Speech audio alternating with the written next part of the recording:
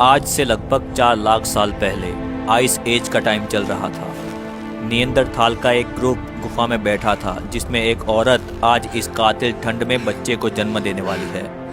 अभी इन्होंने आग जलाना नहीं सीखा था, इसीलिए इस ठंड में बच्चे को जन्म देकर जिंदा रखना बहुत बड़ी चुनौती थी। टेम्परेचर -30 से -50 डिग्री सेल्सियस तक पहुंच जाता था।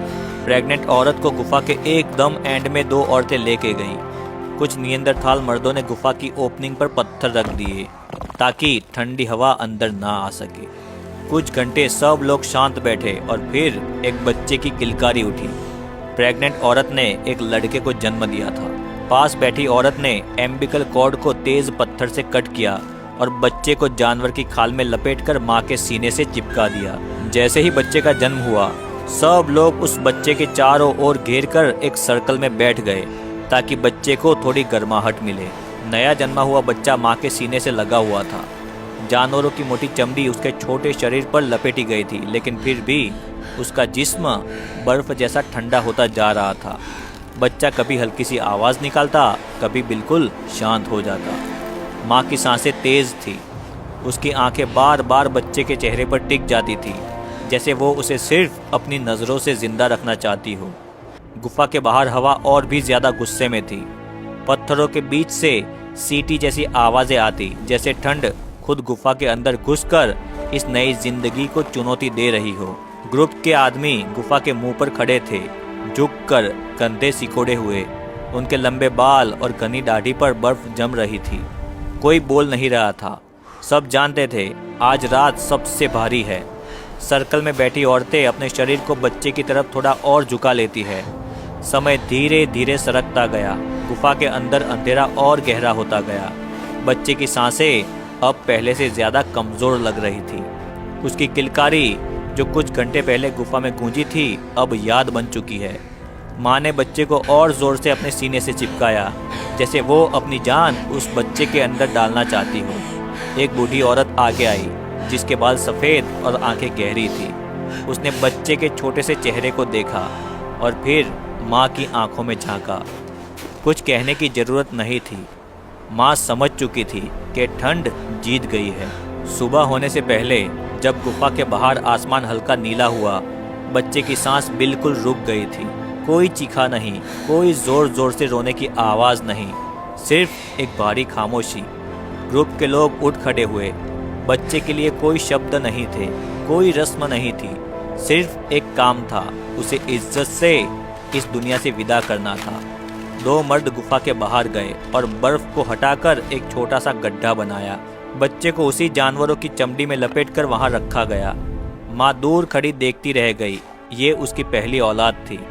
ग्रुप जैसे ही गुफा में आया, वैसे ही भेड़ियों का एक ग्रुप इस नए जन्मे बच्चे को दूर से सूंघता हुआ आ चुका था। भेड़िए उस जगह आ पहुंचे थे जहां बच्चे को बर्फ के नीचे दफनाया गया था और वहां भेड़ियों ने खोदना शुरू कर दिया। भेड़ियों की आवाज़ सुनकर कुछ निएंदरथाल्स गुफा के बाहर निकले। तब तक एक भेड़िए ने बच्चे को अपने मुंह से पकड़ लिया था और बाहर निकाल लिया था। निएंदरथाल्स जोर से आवाज़ करते हुए भेड़ियों की तरफ आए, पर भेड़िए उस बच्चे को लेकर दूर भाग निकले थे। सीन एकदम इमोशनल हो गया था। ग्रुप के पास खाना बहुत कम बचा था। 2 दिन से कोई शिकार हाथ में नहीं लगा था, इसीलिए आज 3 मर्द और एक जवान औरत शिकार के लिए निकले। उनके हाथ में पत्थर के भाले थे, कपड़ों के नाम पर सिर्फ चमड़ी के टुकड़े। हवा इतनी तेज थी कि चलना मुश्किल हो रहा था, लेकिन रुकना मौत को बुलावा देने जैसा था। कुछ घंटे चलने के बाद उन्होंने बर्फ पर जानवर के निशान देखे। शायद वो एक हिरन या कोई भारी जानवर के हो सकते हैं। सब लोग तुरंत झुक गए। सांस रोकी गई। वो धीरे धीरे आगे बढ़े।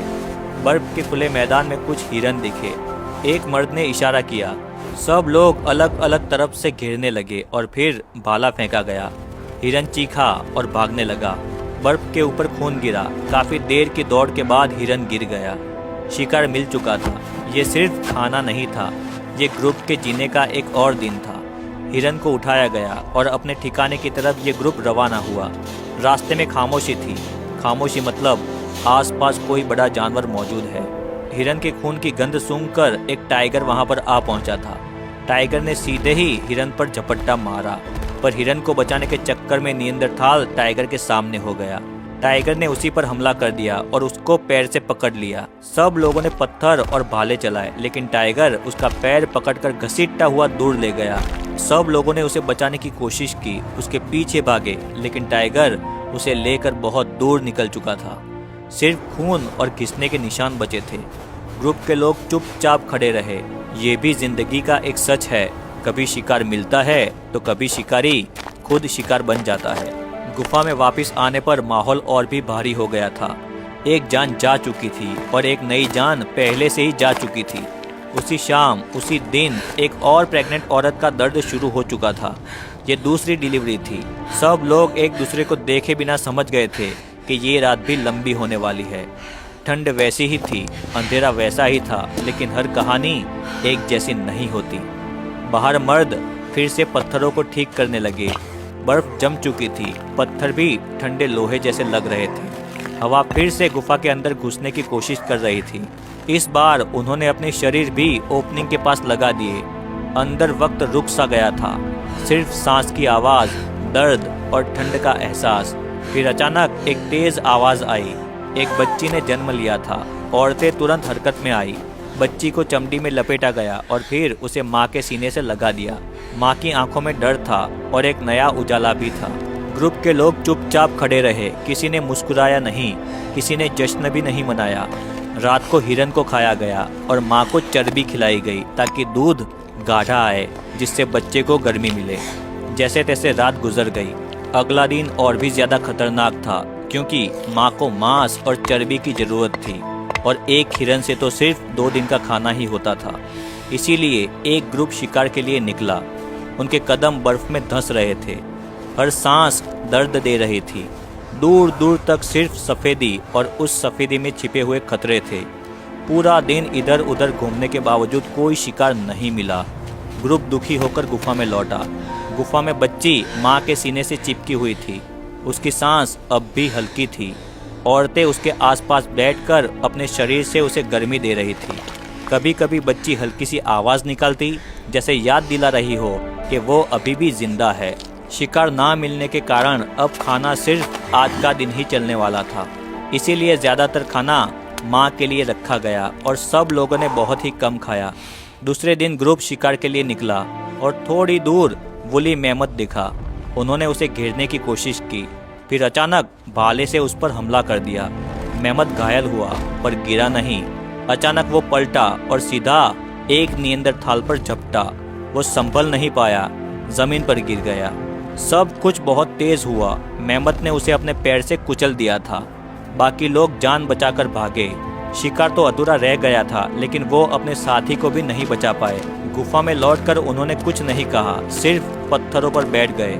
अंदर बच्ची की हल्की सी आवाज़ आई। ये आवाज़ उन सब के लिए याद दिलाने जैसी थी कि सब कुछ खोने के बाद भी कुछ बच जाता है। ग्रुप ने हिम्मत नहीं हारी और फिर से गुफा के बाहर निकला। थोड़ी दूर चलने के बाद दूर नीचे एक मेमत सोया हुआ दिखा।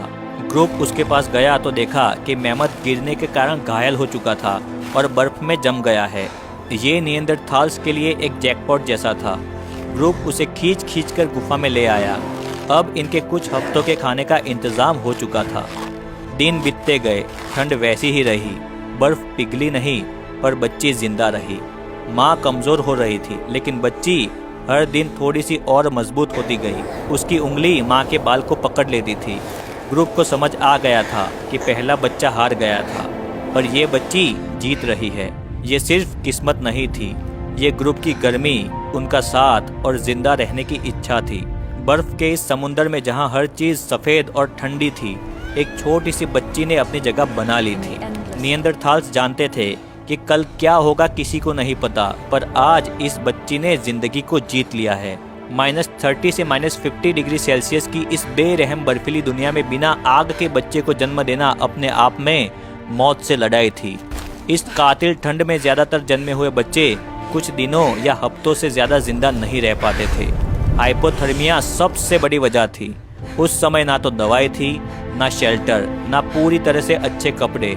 बच्चे की पूरी जिंदगी माँ के शरीर और ग्रुप की गर्मी पर टिकी होती थी।